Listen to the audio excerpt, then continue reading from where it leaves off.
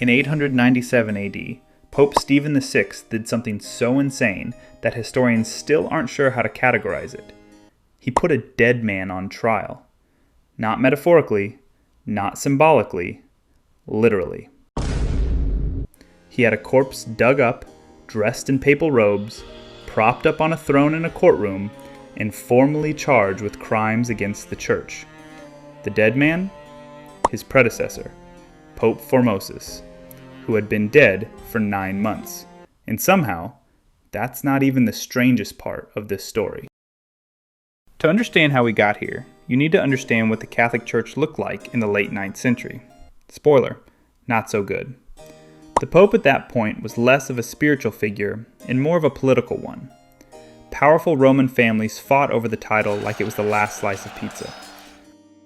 Popes were appointed, removed, murdered, and replaced at a pace that would make even the most dramatic reality TV show look unrealistic.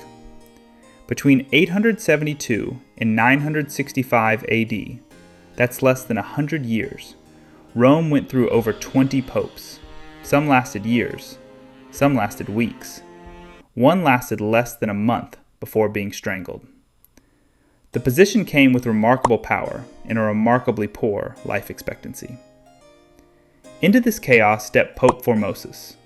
He was elected pope in 891 AD, and by most accounts was a very competent leader. His biggest problem? He had made a lot of enemies. Powerful enemies. The kind that don't forgive and forget. One of those enemies was Lambert of Spoleto, a man who believed the papal throne rightfully belonged to him, or at least to his family. Formosus had coronated a different king, Lambert's rival, which in 9th century politics was roughly equivalent to declaring war. Formosus died in 896 AD, probably from natural causes, though with the papacy's track record, probably is doing a lot of heavy lifting in that sentence. His successor lasted 15 days before dying. Then came Pope Stephen VI, and Stephen had a grudge.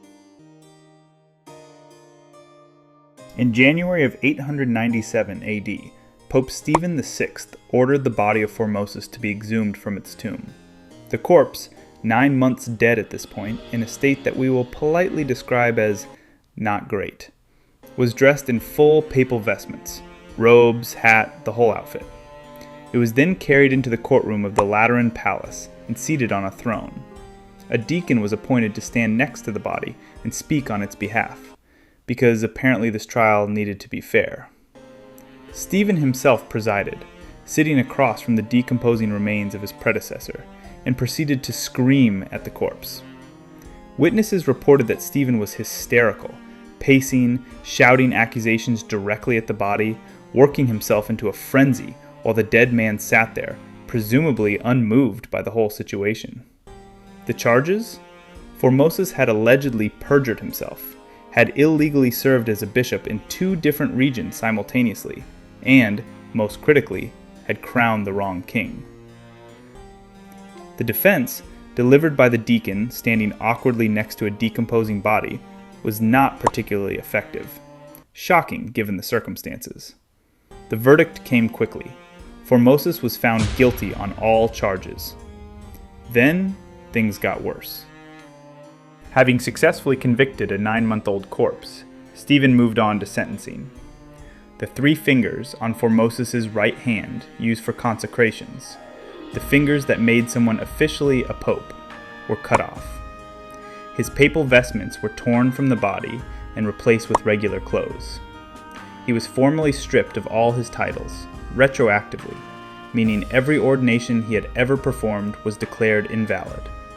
Every priest he had ever consecrated, every bishop, all of it legally undone. The body was then thrown into the Tiber River, just dumped in, gone. The practical consequences of this were enormous. There were now hundreds of clergy across Europe who were, technically, not ordained anymore. Their entire careers invalid. The chaos this caused rippled through the church for years. Back in Rome, the reaction to all of this was not positive. The Roman people, who had apparently been fine with the trial up to this point, or at least hadn't done anything about it, drew the line at throwing the body in the river. A popular uprising began almost immediately. Stephen VI was seized by a mob, stripped of his papal vestments, thrown in prison, and strangled to death within months of the trial. The story didn't end with Stephen's death. His successor, Pope Theodore II, immediately reversed everything.